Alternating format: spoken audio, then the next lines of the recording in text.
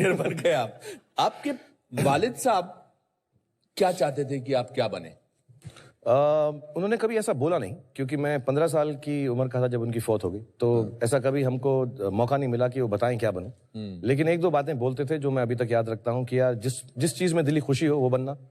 और एक बात और बोलते थे कि मैं उनको बहुत बहुत करीब था, मैं उनके मेरे दोस्त जैसे थे, तो हमेशा बोलते थे यार काम करना, और ना करो तो वो भी ठीक है, क्योंकि जो कुछ नहीं करते वो कमाल करते हैं, तो अगर ना दिल जाए तो मत करना। तो वो बड़े पोएटिक से थे।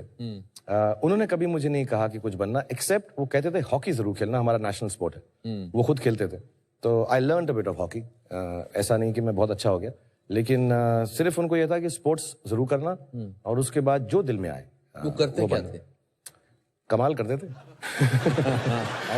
नहीं, वो पहले वो लॉयर थे, लेकिन उन्होंने प्रैक्टिस नहीं किया, उनको लगा वो ठीक नहीं है। इंडिया के शायद, जहां तक मुझको मेरी मालूमात है, यंगेस्ट फ्रीडम फाइटर हैं, ताम्रपत्र मिला हुआ है उन्हें, और 14 या 15 साल की उम्र में जेल में भी गए थे फ्रीडम स्ट्रगल में। आई थिंक मौलाना अब्दुल कलाम आजाद के अगेंस्ट इलेक्शन भी लड़ा था, हार भी गए थे। और उसके बाद वो बहुत बड़ा उन्होंने एक बिजनेस किया, कारोबार किया फर्नीचर का, वो फेल हो गया। फिर ट्रांसपोर्टेशन का, वो फेल हो गया। फिर उसके बाद रेस्टोरेंट का, वो फेल हो गया। फिर आखिर में फ्रीडम फाइटर्स को एक छोटी सी कियोस्क दी जाती थी विलिंगडन हॉस्पिटल के पीछे दिल्ली में, छोटा सा। कहाँ पे? तो विलिंगडन हॉस्पिटल दिल्ली में। तो वो छोटे से कियोस्क में चाय बनाकर बेचते थे, और वो MA LLB थे, बहुत पढ़े लिखे थे, और मैं जो कुछ भी हूँ उनसे ही सीखा हूँ। और उन्होंने ना पॉलिटिक्स ज्वाइन की, ना कोई फायदा उठाया अपने फ्रीडम फाइटर होने का, बहुत ऑनेस्ट थे। और आखिर दिनों में उन्होंने नेशनल स्कूल ऑफ ड्रामा में उसकी मेस भी चलाते थे। मैं आपको पूछने वाला था कि मुझे जब पता लगा कि आपके वालिद, आपके father national school of drama में कैंटीन चलाते थे या मेस चलाते थे, तो I was very surprise, because I think मैंने ज्वाइन किया 75-78 से, और वो 74 तक वहां पर थे जी। और आप ये सारे एक्टर्स को वहां मिलते रहते थे। एक्चुअली कुछ अजीब सा रीजन है कि मैं एक्टर बन गया। मुझे लगता नहीं था मैं एक्टर बनूंगा, या ऐसी कोई सोच नहीं थी, फैमिली में कोई नहीं था कि एक्टिंग करेंगे। लेकिन मुझे लगता है वो फॉर्मेटिव ईयर्स थे। मैं सेंट कोलंबस स्कूल में पढ़ता था, जो गोल मार्केट में था, और मैं मॉडर्न स्कूल में बाराखंबा रोड में अपनी बहन को लेने आता था। उनका स्कूल 3:30-4 बजे खत्म होता था। तो वो वक्फा जो था 1 बजे से 4 बजे, मैं आके नेशनल स्कूल ऑफ ड्रामा में बैठता था। तो मैं एक्चुअली जिन जिन लोगों के साथ पला बड़ा हुआ हूँ, वो इस देश के सबसे महान एक्टर्स में से हैं। रोहिणी हथनगड़ी जी, राजेश विवेक साहब, सुरेखा सीकरी जी, राज बब्बर साहब, अजीत वच्छानी जी, रघुवीर Yadav. These are all names of my seniors. या और मैं इन सबके साथ मुझे बहुत प्यार करते थे। मैं अभी अजीब लगता है कहते हुए, बट राज बब्बर साहब को बब्बर अंकल कहता था। तो उन सबके साथ मैं बड़ा हूँ। और अलकाजी साहब उस वक्त डायरेक्टर थे, हमारे गुरु जी। सूरज का 7वां घोड़ा, उनकी गोद में बैठ के मैं देखता था, और वो मुझे बताते रहते थे कि तो आप एक्टर कैसे नहीं बनते? आप क्या बोलते हैं कि मैं इंजीनियर बनना चाहता था, मैं आर्मी में जाना चाहता था? लेकिन वही पुराना किला में जाके हम बैठ के देखते रहते थे। अलकाजी साहब साथ में बिठाते थे और कहते थे देखो, उसमें अंडर स्टडीज होती थी, कभी अजीत वच्छानी साहब, कभी बब्बर साहब, डबल कास्टिंग होती थी। तो मुझे अभी भी याद है सारे डायलॉग्स। रजिया सुल्तान के एक सुल्ताना का एक डायलॉग था, ये दुरुस्त है कि मैं गुलाम हूँ मिट्टी सा सिया, जिसे कदमों के नीचे रौंद दिया गया हो, लेकिन हमें ये एक सा रुतबा देता है। खुदा की नजर में हम एक हैं, खुदा हमें खून और रंग से नहीं अमल से परखता है। वाह। आई थिंक मनोहर सिंह जी, सारे मैंने सब बड़े बड़े एक्टर्स को देखा है, उनको रिहर्सल करते हुए तुगलक भी देखा होगा। मैं तुगलक भी देखा है, और सारे के सारे ये सारे प्लेस मैंने, तुगलक, सूरज का 7वां घोड़ा, मैं सब वहीं रहता था, उनके साथ रिहर्सल करते थे, ताश खेलते थे। ब्लफ सिखाया था हमको राज बब्बर साहब ने, ताश की गेम। सो मेरी जो अपब्रिंगिंग है, आई थिंक वहां कहीं ना कहीं मुझे ऐसा लगने लगा कि मैं भी कुछ एक्टिंग कर लूंगा। ऐसा दिल में तो नहीं आया था, लेकिन आई थिंक वो एटमॉस्फेयर इतना खूबसूरत था, मुझे बहुत अच्छा लगता। आपने क्यों एक जगह बोला कि my father is the most successful failure? क्योंकि मेरे जो फादर थे बहुत ही विनम्र और बहुत ही intelligent, soft spoken gentleman with a great sense of humour. और क्योंकि बहुत अर्ली उम्र में मुझसे उनका साथ छूट गया, 15 साल की उम्र में। तो आपका लास्ट विजुअल अपने पापा का क्या है? लास्ट विजुअल बहुत सैड सा है। आई रिमेम्बर उन्हें कैंसर था, तो वो ठीक हो गए ऐसा कहा गया, तो हम उन्हें घर पे लेकर आए। तो उन्होंने वनीला आइसक्रीम मांगी थी, and that was the first time he ate after 8 months of suffering from cancer, ये थ्रोट कैंसर।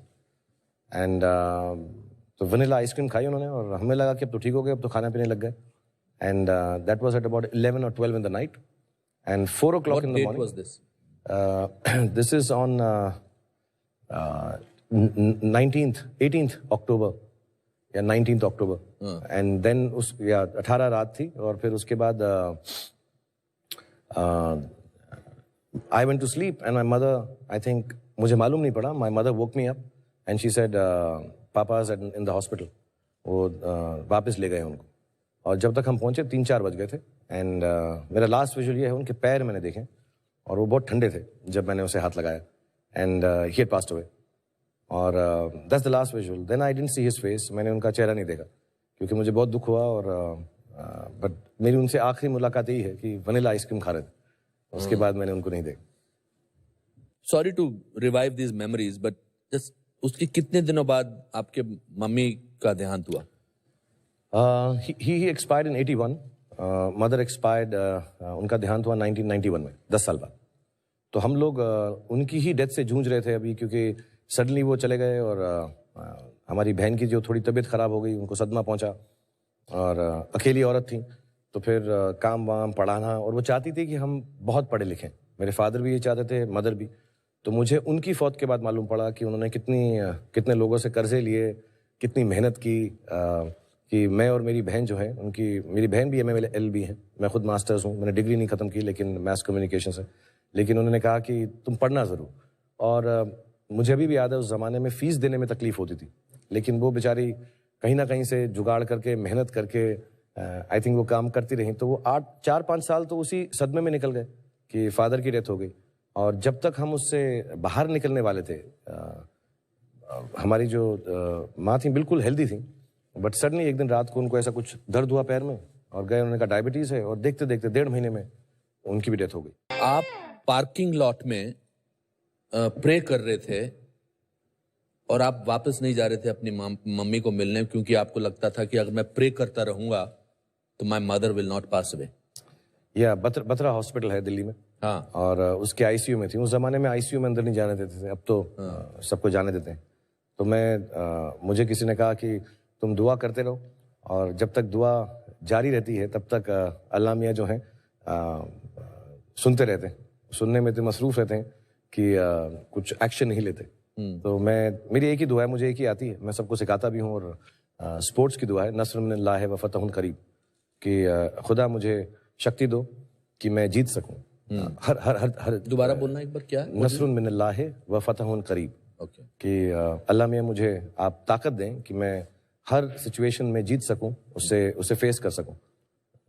सो मुझे बोला गया कि उसको 100 बार पढ़ें और अच्छा होगा. तो मैंने कहा मैं कुछ ज़्यादा ही कर देता हूँ, वैसे ही ओवर एक्टिंग करता हूँ, मैं कहा ज़्यादा कर देता हूँ, एक्स्ट्रा चांस क्यों लूँ. तो I kept on praying and I remember the doctor came down and he said आप अलाउड हैं ICU में. जिसका मतलब यही था, तभी अलाउ करते हैं जब आई थिंक लास्ट घड़ी आ जाती. और तो I didn't want to go. मैंने कहा मैं नहीं जाऊंगा, दुआ करता रहूंगा तो शायद वो ठीक हो जाएंगे. लेकिन फिर मैं चला गया, क्योंकि माय सिस्टर एवरीवन सेड कि जाना ज़रूरी है. मैं चला गया.